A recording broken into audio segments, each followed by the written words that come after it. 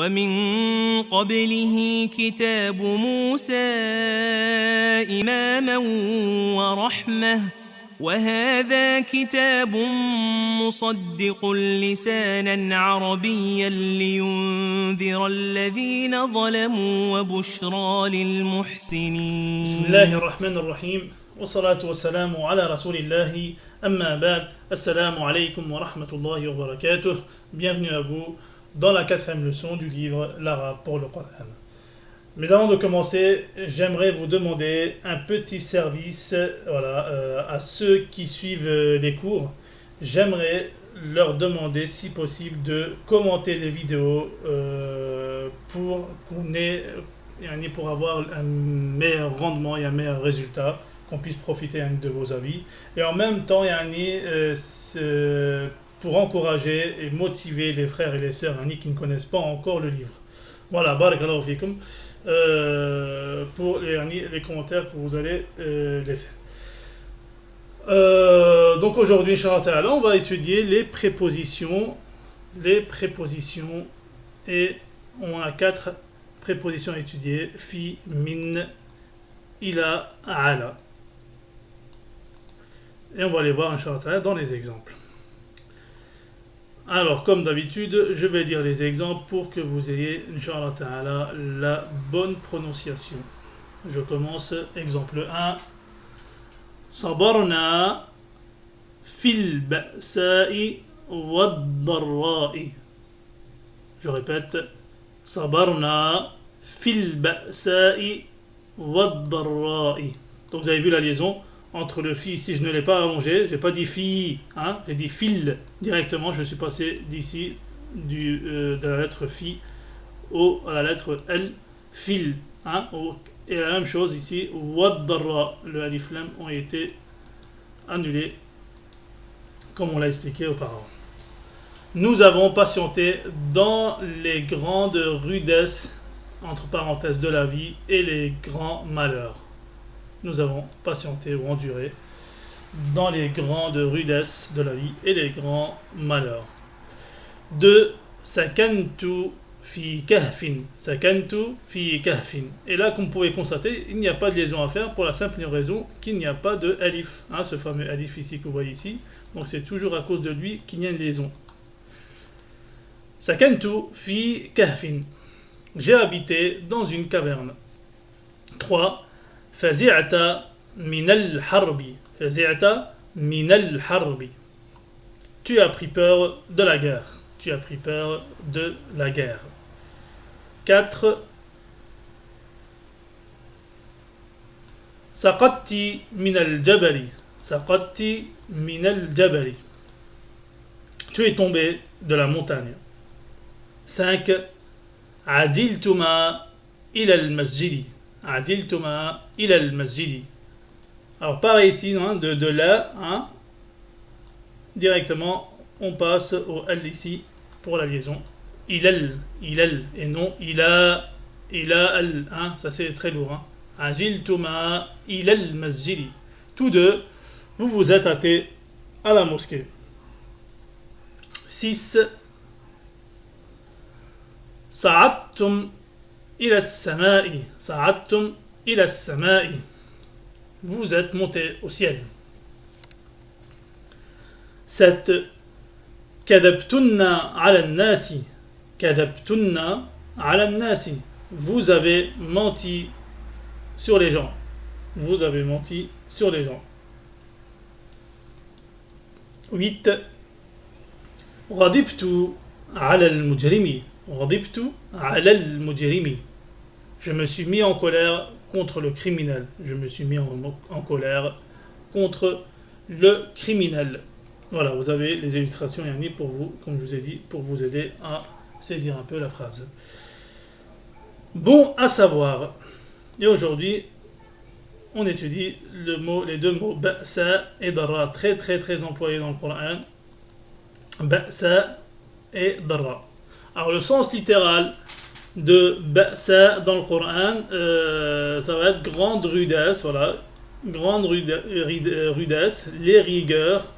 Il est la forme exagérée du mot ba's. aussi dans le Coran. Alors, vous allez trouver ça, vous allez trouver dans le Coran ba's, ou un peu plus exagéré, ba'sa. On va voir un peu les formes d'exagération, mais un peu plus loin, Inch'Allah Ta'ala. Donc voilà. Il prend un sens figuré. Alors le sens figuré aussi là, il peut prendre plusieurs sens. Et notamment, cela peut être par exemple la rudesse du combat. Dans les versets, quand le mot ba'sa il va être employé, tout dépend de la tournure. Si ça parle de combat, par exemple, voilà, il faudra le prendre dans le sens combat. Ça peut prendre aussi la rudesse d'une personne, hein, quelqu'un qui est rude, qui est dur, de la vie de façon générale. Et tout dépend, comme j'ai marqué ici, tout dépend du verset. Même chose pour darra, son sens littéral, c'est grand malheur, hein, parce qu'il tout simplement il vient du mot dur. Dur veut dire mal, hein, qui veut dire mal ou malheur. Et darra, comme c'est la forme exagérée, on a l'alif et le hamza ici qui ont été ajoutés. Et ça donne donc grand malheur ou grand mal, hein, à vous de le voir. Hein, c'est pas méchant de dire malheur ou mal. Voilà pour le bon à savoir. Vous avez, voilà, j'ai pas mis de versets parce qu'il y a énormément de versets. Et tout dépend de la tournure du verset. C'est pour ça que ça, on va le voir au fur et à mesure, Inch'Allah Ta'ala, dès lors on rentrera, Inch'Allah Ta'ala, dans les versets. Et là, vous allez voir un peu ses sens. Et maintenant, la règle. Les prépositions. Alors, qu'est-ce que les prépositions? Les prépositions changent la terminaison des noms en kasra. Voilà un peu le rôle des prépositions. Comme je vous ai dit ici, on traîne pas trop dans les explicatifs, on va dire des règles, etc. On va droit au but et on vous explique tout simplement les choses essentielles. Donc il faut savoir que ces prépositions, que ce soit fi, min, ila, ala, hein, leur rôle c'est quoi? C'est de changer la terminaison des noms. C'est toujours un nom qui va le suivre. Si le nom est défini par alif lam, hein, s'il est défini, il finira en kasra. Exemple, il a al-bayt, donc vous avez vu que al-bayt c'est un nom, donc après une préposition, c'est toujours un nom. Et cette préposition, voilà, elle va influencer ce nom-là en lui changeant sa terminaison en kasra. Hein? Elle va lui mettre une kasra à la fin. Donc si le nom est défini, hein, si on a l'alif lam ici, forcément ça sera une kasra. Et s'il n'y a pas d'alif lam, forcément, donc c'est le cas indéfini, on aura un tenwin kasra. Il a baytin. Hein? Il a baytin. Et on rappelle, on l'avait déjà un peu expliqué, ce que c'est que le nom majrour. Donc ça donne un nom majrour. C'est-à-dire, al-bayt ici, c'est un nom majrour. Pareil pour bayt ici, c'est un nom majrour. Donc le nom majrour, on le rappelle, on l'a déjà vu, est un nom précédé d'une préposition et qui se termine en kasra.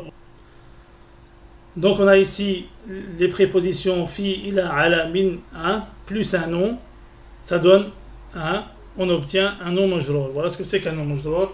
Donc c'est un nom qui est précédé tout simplement d'une préposition. Et on va voir un peu les significations de ces prépositions à travers voilà, des petits graphiques là, de manière que vous compreniez un peu ces sens-là, car c'est très très important, on va le voir encore plus tard, Inch'Allah Ta'ala, lorsqu'on étudiera ces sens-là, fi, min. Là, on vous donne juste un peu les significations, mais en vérité, c'est un peu plus poussé, plus approfondi. Là, pour l'instant, on va se contenter de ça. Donc, fi signifie à l'intérieur, au milieu de, ou dans, hein, c'est dans en premier lieu, dans, à l'intérieur ou au milieu de. Hein. Vous avez vu, par exemple, là, le fi, il est dans le carré. Il peut être aussi à l'intérieur, il peut être au milieu. Hein, ça dépend, on va dire, de la phrase aussi, de la tournure de la phrase. De min. Min signifie de là où commence la chose. Min, de là où commence la chose, comme vous pouvez constater. Il peut signifier de, à partir de, parmi, à cause de aussi. À cause de aussi. Ala signifie au-dessus, signifie au-dessus de, sur et contre.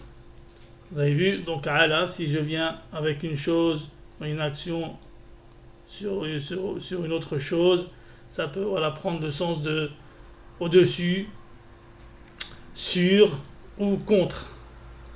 Ila signifie le point où l'on veut arriver, c'est-à-dire à ou au, vers, en direction de, chez, et vous avez l'illustration ici pour vous expliquer cela. Voilà, le cours est fini. C'était un petit cours, mais qui avait son importance. J'espère, Inch'Allah, que vous ne nous oublierez pas concernant les commentaires. Je vous dis à très bientôt. سبحانك اللهم ربنا وبحمدك أشهد أن لا إله إلا أنت أستغفرك وأتوب إليك